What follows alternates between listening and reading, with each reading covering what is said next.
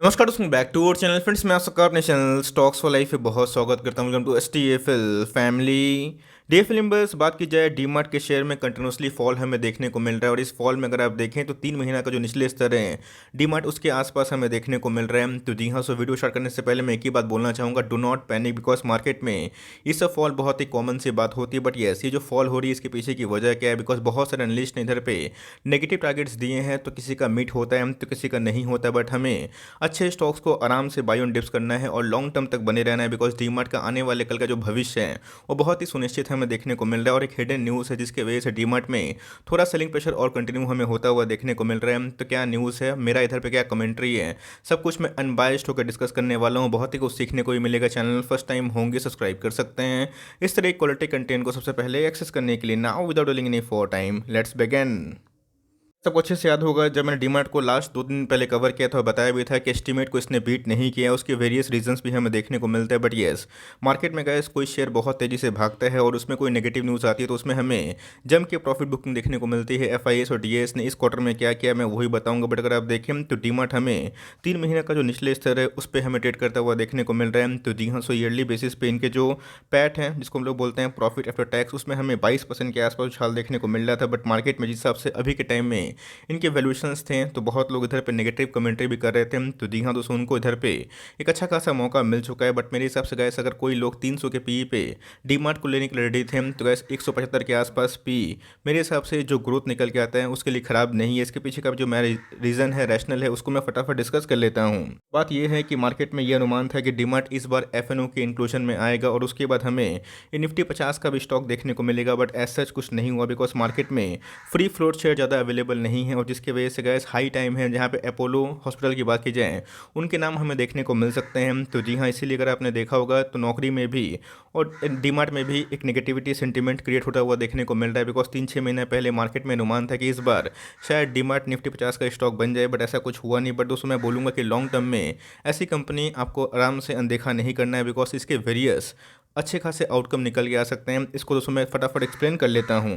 अगर आप देखें तो इनके जो मार्जिन्स हैं वो भी हमें डिक्लाइन होते हुए देखने को मिल रहे थे मार्जिनली, जहाँ पे इनकी कमेंट्री आई थी इनके टॉप क्लास जितने भी मैनेजमेंट है उनके तरफ से। बिकॉज इनके जो FMCG सेल्स थे उनके अच्छे खासे कंट्रीब्यूशन हमें देखने को मिल रहे थे। एसेंशियल में इस कंपनी ने अच्छा किया था, बट जितनी भी बात की जाए अप्रैल बिजनेस की उसमें हमें कंटिन्यूसली थोड़े लेसर सेल देखने को मिले। तो जी हाँ, जो फुटवेयर की बात की जाए, अप्रैल जो कपड़े होते हैं उनसे में डीमार्ट ने इस बार उतना ह्यूज उछाल नहीं दिखाया और जिसके वजह से मार्केट में अभी के टाइम में काफ़ी नेगेटिविटी है। तो जी हाँ, इसके पहले भी मैंने वेरियस ब्रोकर्स का टारगेट्स बताया था, जहाँ पे बहुत 10 में से 8 स्टॉक ब्रोकर्स की बात की जाए तो इसको लेके बेरिश थे। बट अभी के टाइम में जो वैल्यू हमें इमर्ज होते हुए देखने को मिल रही है उसमें कैसे आप चाहें तो पार्टिसिपेट आराम से कर सकते हैं। पहले गाइस टारगेट्स की बात की जाए तो जी हाँ दोस्तों, वेरियस वेरियस जो ब्रोकर्स हैं उनकी अकॉर्डिंग अलग अलग टारगेट्स हमें देखने को मिलते हैं। IC रेट की बात की जाए तो उन्होंने इस बेरिस फेस में भी डीमार्ट को अपग्रेड कर दिया है और बोला है कि इधर पे आपको होल्ड करना चाहिए। टारगेट्स की बात की जाए बाय द IC डायरेक्ट इधर पे 5260 का लेवल दिखाई पड़ जाता है। बात IC सिक्योरिटीज़ की, दोनों अलग अलग कंपनी हमें निकल के आती है, वो हमें बेरिश देखने को मिल रहा है, जहाँ पे डीमार्ट को उन्होंने 3900 के आसपास टारगेट दिए हैं। तो जी हाँ, सो हमेशा हर एक जो स्टॉक ब्रोकर हैं वो 100% करेक्ट नहीं होते हैं। इसके पहले भी गाइस जब डीमार्ट के नंबर्स आए थे मुझे अच्छे से याद है, ये 15-20% के आसपास डिक्लाइन दिखा चुकी थी। बट अभी के टाइम में गाइस जो पैनिक सेलिंग है वो हमें देखने को मिल रही है और डीमार्ट का शेयर ऑल टाइम हाई से 25-30% के आसपास डिस्काउंट रेट में अवेलेबल दिखाई पड़ रहा है। अगर आप देखें आज के कारोबारी कंडीशन तो जी हाँ, एवेन्यू सुपरमार्ट या फिर डीमार्ट आज के दिन में हमें 5% डिक्लाइन खाता हुआ देखने को मिला और आज हमें 215 पॉइंट के आसपास गिरावट देखने को मिली। एट द एंड में थोड़ी सी उछाल देखने को मिली, बट क्लोजिंग की बात की जाए तो गैस इसने बहुत ही इंपॉर्टेंट लेवल 4500 का लेवल ध्वस्त कर दिया है। इसके पहले भी गैस मैंने कमेंट दी थी कि 4500 का लेवल सस्टेन नहीं कर पाता है, इसमें थोड़ा सा पेन होगा, बट ये लॉन्ग टर्म के लिए अच्छी खासी अपॉर्चुनिटी बन सकती है। 5 डेज़ की बात की जाए तो जी हाँ, दोस्तों अपने आप में ही बहुत ही स्टेबल स्टॉक माना जाता है और ये हर साल आपके पैसे को अच्छे खासे बढ़ाता है। बट बहुत ही लीस्ट केस में इसमें हमें गिरावट देखने को मिलती है। तो जी हाँ, 5 डे से कारोबार की बात की जाए तो इसमें हमें 8-10% के आसपास से ज़्यादा गिरावट देखने को मिल चुकी है। बात 6 महीना की तो जी हाँ, सो 6 महीना में इसने अभी तक 27% के आसपास गेन दिए हैं। बट ऑल टाइम हाई से डीमार्ट में गैस एक अच्छी खासी फॉल देखने को मिल चुकी है। तो क्या इधर पर फिबोनाची पैटर्न काम करेगा या फिर नहीं करेगा, उसको मैं फटाफट एक्सप्लेन करने वाला हूँ। हमें समझना है कि कोई भी कंपनी का शेयर प्राइस हो, ऐसा नहीं है कि गिरता नहीं है। इसके पहले भी गैस TCS हमें 4000 का स्टॉक देखने को मिलता था था, 3400 के आसपास भी आया था। तो गाइस कोई भी कंपनी में ये गिरावट आम सी बात हमें देखने को मिलती है, बट यस उसके पीछे की जो वजह है हमें पता होना चाहिए। बिकॉज डीमार्ट की बात की जाए तो भारतीय रिटेल चेन में बहुत ही अच्छा नाम देखने को मिलता है। रिलायंस रिटेल की बात की जाए तो उसके बाद ही हमें रिटेल चेन में किंग कंपनी देखने को मिलती है। अगर आप इसको बिग ब्रदर से कंपेयर कर रहे हैं तो बहुत बड़ी गलती है, बिकॉज इनका जो मुनाफा है उनसे काफ़ी हाई है। इनके मार्जिन्स भी हमें पिछले कुछ समय से अच्छे खासे बढ़ते हुए देखने को मिल रहे थे। उसी की वजह से गैस मार्केट में इसको लेकर हमेशा एक चीयर का माहौल था, बट अभी के टाइम में थोड़ा सा फियर का माहौल देखने को मिल रहा है।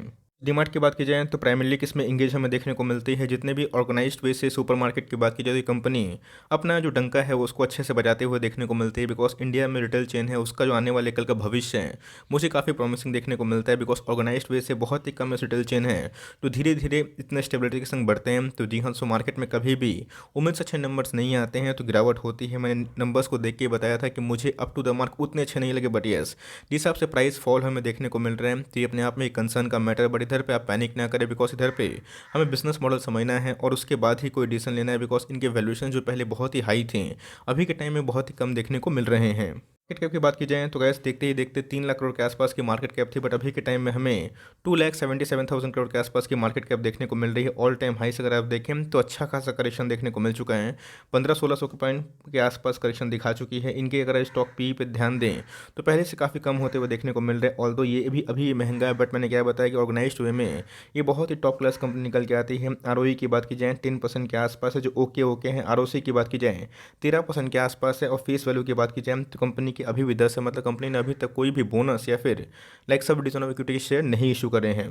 कोरोना का पहले अगर आप देखें तो अच्छी खासी उछाल हमें देखने को मिल रही थी। इनके सेल्स अगर आप देखें ईयरली बेसिस पे एक्सपोनेंशियल वे से 20-25% के आसपास ग्रो कर रही थी। बट कोविड के बावजूद भी अगर आप देखें इनके जो सेल्स हैं हमें कॉन्स्टेंट देखने को मिले। ऐसा मुझे बहुत बड़ा डीप नहीं मिला, बट इनके प्रॉफिटेबिलिटी में थोड़ा सा हमें डिक्लाइन देखने को मिला। तो जी हाँ, सो प्रॉफिट अगर नहीं बढ़ेंगे प्राइस बढ़ेगा तो प्राइस ट्रेंडिंग ऑफकोर्स महंगा रहने की उम्मीद हमें देखने को मिलती है। बट कंपनी की बात की जाए तो ये अपने आप में ही बहुत ही शुद्ध मुनाफा दर्ज करती है।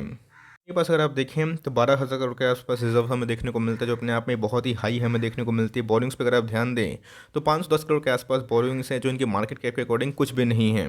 बात दोस्तों इस क्वार्टर में एफआईएस ने और डीएस ने क्या किया, तो जी हाँ, प्रोमोटर होल्डिंग पर अगर आप ध्यान दें 75% के अप्रोच जो होल्डिंग है यही हमें देखने को मिलती है। और यही रीज़न है गाइस कि इनके शेयर प्राइस में ऐसा कोई बड़ी उतनी गिरावट हमें हमेशा देखने को नहीं मिलती है। बिकॉज मैक्सिमम जो स्टेक है ये प्रोमोटर खुद ही ओन करते हैं। बट एफआईएस ने और डीआईएस ने मार्जिनली बहुत ही कम थोड़ा सा स्टेक हमें कम करते हुए दिखाया है। और बात की जाए पब्लिक की होल्डिंग यहाँ पे थोड़ी सी बढ़ते हुए देखने को मिल रही है। ठीक है, कंसर्न का मैटर इसका आंसर है नहीं, बिकॉज मार्केट में जब कोई स्टॉक भागता है तो लोग प्राइस को चेस करते हैं। बट हमें ये समझ में आना चाहिए कंपनी का भविष्य टिकने वाला है या फिर नहीं। मेरे हिसाब से डीमार्ट टिकेगा भी और आने वाले कल में आपके पैसे बनाएगा भी। बिकॉज डीमार्ट की बात की जाए तो अगर आप मार्केट को ध्यान से ऑब्जर्व करें और इंडिया का पॉपुलेशन को देखें, डीमार्ट दोस्तों अपने ही लैंड पे अपना जो स्टोर है उसको परचेज करती है और उसके बाद ही हमें इनके अच्छे खासे मार्जिन्स अच्छे होते हुए देखने को मिलते हैं। तो आने वाले कल में पूरे भारत में गैस डीमार्ट का जो पेनिट्रेशन है वो काफ़ी हाई देखने को मिलता है। बट ऐसे एक वैल्यूएशन कंसर्न था, बट अभी के टाइम में वैल्यूएशन हमें काफ़ी कम होता हुआ देखने को मिल रहा है। अगर आप देखें बॉलिंजर बैंड में वीकली चार्ट में इसने मीडियन को ब्रीच कर दिया है। तो जी हाँ, सपोर्ट कहाँ मिल सकता है, तो कैसे इधर पर अगर आप देखें तो 3900 के आसपास और 4000 के आसपास इसको एक सपोर्ट होने की उम्मीद है। बिकॉज अभी के टाइम में अगर आप देखें तो आरएसआई इंडेक्स जो पहले काफ़ी ओवरबॉट जोन पे था अभी के टाइम में गैस काफ़ी वीक हमें देखने को मिल रहा है। और अभी के टाइम में आरएसआई इंडेक्स 50 के आसपास आ चुकी है। पर डे के चार्ट में तो जी हाँ, तो डे के चार्ट में कंडीशन काफ़ी लाइक सिनेरियो डराने वाला देखने को मिल रहा है। बिकॉज अगर आप देखें तो पिछले कुछ समय से डीमार्ट में एक अच्छी खासी फॉल विटनेस हमें देखने को मिल रही है। और जिसकी वजह से वॉल्यूम्स कैंडल भी काफ़ी हमें हाई देखने को मिल रहे हैं। आरएसआई इंडेक्स की बात की जाए तो कम्प्लीटली ओवरसोल्ड जोन पर जाता हुआ देखने को मिल रहा है। 28 के आसपास इनके आरएसआई इंडेक्स देखने को मिल रहे हैं। तो मेरे हिसाब से जो फ्रेश बाइंग हो सकती है, मैं बोलूँगा कि सीएमपी से ही आप उठाना स्टार्ट करते हैं। 10 स्टॉक खरीदने की ताकत है तो फाइनली बॉटम आंकने की कोशिश ना करिए। अगर आप बहुत फॉर्चुनेट होंगे 3800 के लेवल पे 4000 के लेवल पर आता है तो आपके लिए एक गोल्डन मौका होगा। बिकॉज 4000 से स्टॉक कभी ना कभी तो 6000 भागेगा, तब दोस्तों आपको आराम से 50% का मुनाफा हो सकता है। बट मेरे हिसाब से आपको इसके लिए जो होल्डिंग कैपेसिटी है उसको ज़रूर बढ़ाना चाहिए। बहुत लोगों ने कमेंट किया कैसे तरह बेचें या फिर खरीदें, तो गैस कंपनी पे आपको फेथ होना चाहिए। एज सच मुझे एज सच कोई बड़ी गिरावट की और उम्मीद नहीं है। बिकॉज इसमें जो गिरावट होना था मेरे हिसाब से और हो चुका है। और इधर पे फर्दर गिरावट होती है तो वही 208 से 10% के आसपास मैं मैक्स टू मैक्स गिरावट करने की उम्मीद कर रहा हूँ। उसके बाद गैस कभी भी स्टॉक मार्केट है कोई गारंटी के संग बोल नहीं सकता और हमेशा लोग सही भी नहीं होते, बट यस ये अपना जो एमओएस का लेवल है तोड़े का 4,000 के आसपास, तो हमें इससे ऊपर एमओएस के लेवल पे जाता हुआ देखने को मिल सकता है। और मार्केट में नेगेटिविटी से दूर रही है, इसके पहले भी हमने बहुत बार नेगेटिविटी में स्टॉक उठाया था और हमें अच्छा खासा रिवॉर्ड मिला है। तो गैस ये फियर का माहौल है जहाँ पे आप चाहें आराम से बाइंग कर सकते हैं। अगर आपको फर्दर फॉल का वेट करना है तो मर्जी है आपकी, बट मेरे हिसाब से आप वेट ना करें। 10 स्टॉक खरीदने की ताकत है, आप कम से कम 1-2 से स्टार्ट कर दें, कहीं अगर रिवर्सल होता है जो कि आना थोड़ा सा भी कठिन है, बट यस लॉन्ग टर्म में गाइस ये सबको पता है कि डीमार्ट एक अच्छा शेयर है और इधर पे आने वाले कल में अच्छी खासी अपॉर्चुनिटी बन के इमर्ज हो सकती है। ये मेरी कमेंट्री थी और जो निफ्टी 50 में इसका इंक्लूजन नहीं हुआ, मेरे हिसाब से गाइस वो भी एक हिडन आप कंसिडर कर सकते हैं फैक्टर जहाँ पे अभी के टाइम में गिरावट हमें देखने को मिल रही है। बट यस मेरी एक बात हमेशा याद रखिएगा, लोग 300 के पी पे डीमार्ट को अगर तारीफ कर रहे थे तो गैस 170 का पी खराब नहीं है। ऑफकोर्स ये भी महंगा है, लेकिन अगर आप इंडियन रिटेल मार्केट में अगर आप देखें इनके पेनिट्रेशन, तो आने वाले कल में बहुत सारे स्टोर्स खुलेंगे और जो अभी के टाइम मार्जिन्स कम हुए हैं आने वाले कल में ज़रूर अच्छे होंगे, बिकॉज इनके जो कॉर्पोरेट गवर्नेंस का इशू अभी तक कुछ देखने को नहीं मिला। बहुत ही स्ट्रॉन्ग बैलेंस शीट हमें देखने को मिल जाती है। ये सबसे यही टिप्पणी थी, बहुत लोग आएंगे आपको अलग अलग व्यू देंगे तो क्या सबका रेस्पेक्ट करिए, बट मेरे हिसाब से एट द एंड में जो डिसीजन होता है आपका ही होता है। तो मेरे पास ये स्टॉक है बहुत ही निचले लेवल से, मैं इसको आराम से होल्ड कंटिन्यू करने वाला हूँ और मेरे पास एडुकेट नंबर भी ऑफ शेयर्स हैं, तो मुझे कभी भी और भी सस्ते भाव मिलता है मैं इसको और ही परचेज करूंगा, बिकॉज लॉन्ग टर्म में गाइस डीमार्ट में आने वाले कल में एक अच्छा खासा मार्केट शेयर गेन हो सकता है। तो गाइस आपका क्या व्यू है कमेंट बॉक्स में अपने चाहे तो व्यूज़ को ड्रॉप कर सकते हैं, मैं रिप्लाई करने का भी कोशिश करूंगा। चैनल फर्स्ट टाइम होंगे तो याद से सब्सक्राइब करना भूलिएगा। तो गाइस मिलते हैं जल्दी ही, तब तक के लिए bye, thanks for listening friends, God bless you all.